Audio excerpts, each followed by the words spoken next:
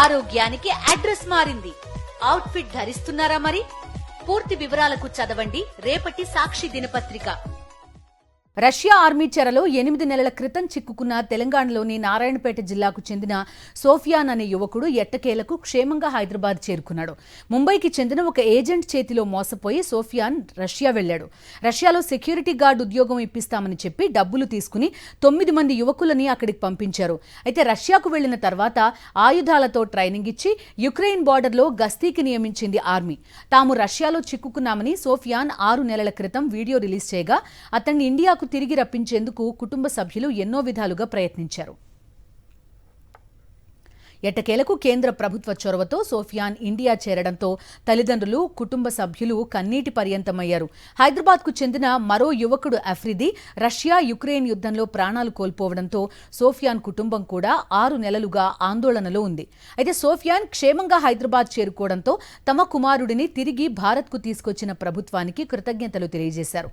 కాగా ఇలా ఏజెంట్ల చేతిలో మోసపోయి రష్యాకు వెళ్లి అక్కడే చిక్కుకుపోయిన వారి సంఖ్య దాదాపు 60 వరకు ఉంటుందని సోఫియాన్ తెలిపారు. ఏజెంట్ చేతిలో మోసపోయి రష్యా ఆర్మీలో చేరి తీవ్ర ఇబ్బందులు ఎదుర్కొన్న నారాయణపేట వాసి మహమ్మద్ సోఫియాన్ చివరికి సొంతూరు చేరుకున్నారు. ఉద్యోగం కోసం రష్యా వెళ్లి రష్యా యుక్రెయిన్ యుద్ధంలో భాగస్వామ్యం కావాల్సి వచ్చిందని, సరిహద్దులో క్షణక్షణం భయంతో ప్రాణాలు అరచేతిలో పెట్టుకుని ఉండాల్సి వచ్చిందంటున్నాడు సోఫియాన్. తన కుమారుడి రాక కోసం గత 9 నెలలుగా కళ్ళు కాయలు కాసేలా ఎదురు చూశామని సోఫియాన్ తండ్రి చెప్తున్నారు. చివరికి కేంద్ర రాష్ట్ర ప్రభుత్వాల సహకారంతో సొంతూరికి రావడం ఆనందంగా ఉందంటున్న సోఫియాన్తో మా ప్రతినిధి Vijay Bhaskar face to face. ఉపాధి కోసం దుబాయ్ వెళ్ళినటువంటి నారాయణపేటకు సంబంధించినటువంటి ఒక యువకుడు అక్కడ ఏజెంట్ల యొక్క మోసపోయి ఆ తర్వాత రష్యా సైన్యంలో చేరి దాదాపు 9 నెలల పాటు నరకయాతన అనుభవించినటువంటి అతను చివరికి ఇటు ప్రజాప్రతినిధి కానీ ప్రభుత్వం యొక్క చొరవతో తిరిగి ఇంటికి చేరుకోవడం జరిగింది. దీంతో వారి యొక్క కుటుంబ సభ్యుల్లో ఆనందం వెల్లువిరుస్తుంది. ప్రస్తుతం ఎవరైతే ఏజెంట్ యొక్క మోసాలకు గురై రష్యా సైన్యంలో చేరి తిరిగి ఇంటికి వచ్చినటువంటి సోఫియాన్ మనకు అందుబాటులో ఉన్నారు. అతను అడిగి మరిన్ని విషయాలు తెలుసుకునేటువంటి ప్రయత్నం చేద్దాం. మీరు ఎలా వెళ్ళారు, ఎట్లా మోసపోయారు, ఇక్కడ ఏం జరిగింది?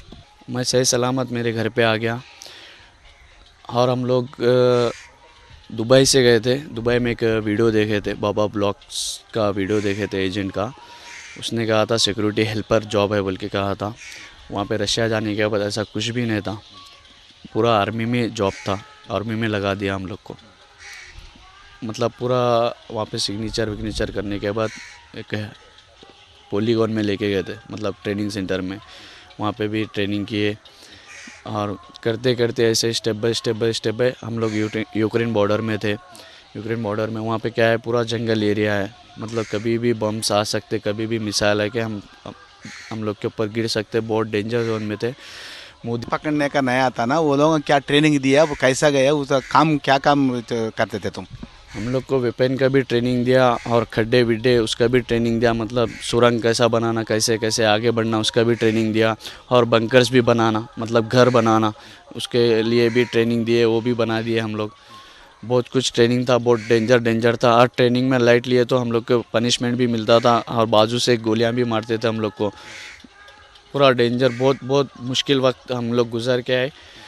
मोदी जी ने पुतिन से भी बात किया, बात करके पुतिन ने एक्सेप्ट किया. इंडियन पूरे जो भी फंसे हुए हैं उनको सबको सही सलामत मैं भेजूँगा. तो मोदी जी ने भी बात करके हमको सबको सही सलामत लेके आ रहे. और थोड़े बंदे जो भी फंसे हुए उन लोग भी आने वाले हैं. कम कितना लोग हैं उधर इंडिया वाले मैक्सिमम 50-60 तक हो जाएंगे सर.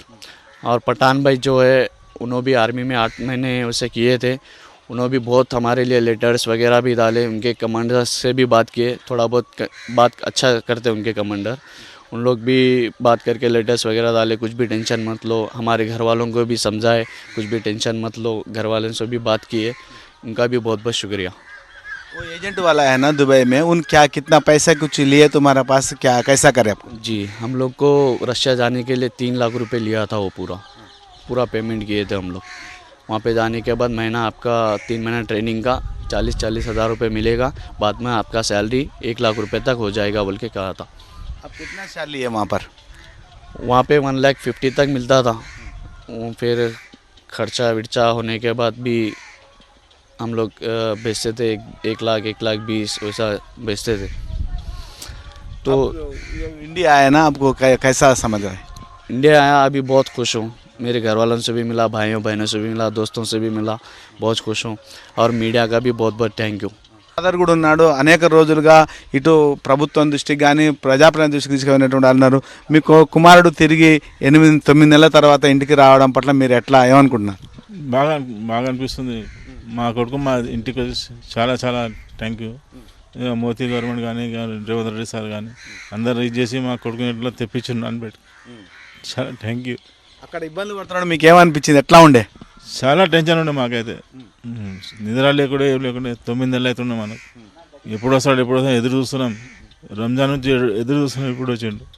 సుఫియాన్ చెప్తున్నది ఒకటే, తాము అక్కడ పోయిన తర్వాత ఒక పనికని చెప్పి అక్కడ ఆర్మీలో జాయిన్ చేయడం వల్ల చాలా తీవ్రమైన ఇబ్బందులు ఎదుర్కొన్నాము.